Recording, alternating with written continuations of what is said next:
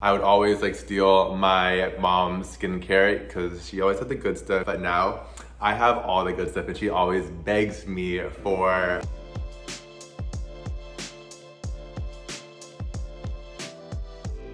Hi Refinery29, it is Patrick Ta. I know that we've all been stuck in our homes the last couple months and I've been getting all these like messages on Instagram asking me for my skincare routine, but I'm just gonna show you like what I normally do on a day-to-day, what I've been trying out. So everyone's skin type is different. Mine is sometimes oily, sometimes dry, just depending on the weather. I'm sure that yours changes all the time. So I have all my stuff in this little bag. What I like to do first is wash my face. I normally use this Luminous cleansing foam, but right now I've just been washing my face with water just because my skin was getting so dry, especially like my mouth and my chin. It's been like 3 weeks since I've actually used a cleanser and like I swear my skin is actually better. I always want to look bright. I always want to look like even. I hate when there's like discoloration. So this is my La Mer Brightening Lotion. Take 2 drops of this and put this right after you wash your face. The reason why I do this is because I always like to start from thin to thicker. This is the La Mer Revitalizing Serum. This is basically a moisturizer. It's okay if my face looks super basically greasy. It's good for my skin. I feel like whenever I wear this at night, I will wake up and my skin is like looking really good. So I've been working with La Mer now for almost 4 years, so I'm really lucky enough to be able to like have amazing products, but also there's a lot of great drugstore brands. Neutrogena, Seductive. I really like Seductive just because there isn't like too much in it, so it's for someone who has like really sensitive skin. So this is the La Mer Concentrate. Put this on basically my neck and everywhere on my face. I love it because it takes away redness, it helps with fine lines, it helps with dark spots.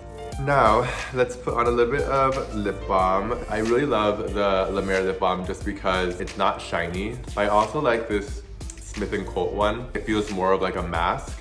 That my skincare is done, I'm gonna go into my foundation. When I'm looking for a foundation, I want a foundation that is going to give me coverage, but look natural and basically blend into my skin. So I think the best way to color match is when you're in a store, you wanna try 2 to 3 shades on your skin and you should be that annoying customer. Like if you feel that the foundation just like disappears into your skin or you can't really see a difference, that is when you know it is the right shade. I'm gonna use the La Mer Soft Fluid Foundation and I like to use seriously so little. And I'm using the Huda Beauty foundation brush and I like to put this just like right into the areas that I feel need a little bit of coverage. I want to look like I don't really have any makeup on and that my skin like naturally looks like this. This guy that I'm talking to right now has literally no pores. His skin is so beautiful. He uses like this yellow machine that it's like, it looks like a jade roller, but it like vibrates. He says that it does something, but I don't know. Now I'm gonna put on just a tiny bit of blush. This is She's Seductive from my Monochrome Moment collection. For me, I'm not gonna put too much onto like the apples of my cheeks. I'm gonna put it into like where I would basically put my contour. I feel like this makes me look so young. It makes me look, yeah, just young. Young is what I want. So what I want to do now is my brows. I have coarse brow hair that grows down. All my Asians out there, you probably understand what I'm going through at the moment. I just launched Major Brow. You want to spray a little bit of a setting spray into the pan. Activate the product by putting the spoolie back and forth. So I'm gonna really just coat my brow hairs with this product just so it can give me that like laminated, pushed up, feathery brow. You can see that it's leaving like this like residue, but don't worry, once it dries, it's gonna be gone. Just make sure your eyebrows are clean, otherwise you're not giving this product the chance that it deserves. I swear it's so good, I'm so happy with it. And then what you wanna do is just wait for them to dry. I want to put a little bit of this Tower 28's blush while I'm waiting, just because I like blush. Maybe I'm putting on too much.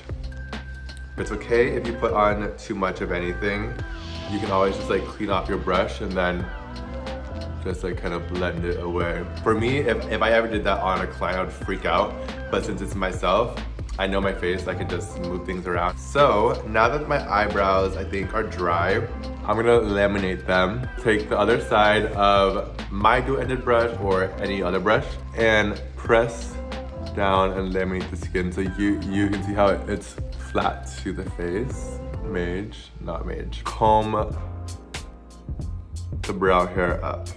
I like to like kind of keep the front flat just because that kind of gives me like the shape that I want. If you are to use this product, if you use a brow pencil, I would fill in your brows before. I would use the wax, then fill in if you use a pen or powder or pomade. I like to look dewy. Not everyone likes to look dewy, but for me, I'm gonna do a little bit of setting spray. So guys, this is my finished look. I know that we are all stuck at home, so if you have Zoom meetings or if you're working from home, if you want to just look a little bit more fresh, done up. I didn't look like I did anything to my face, but I'm so beautiful. This is it.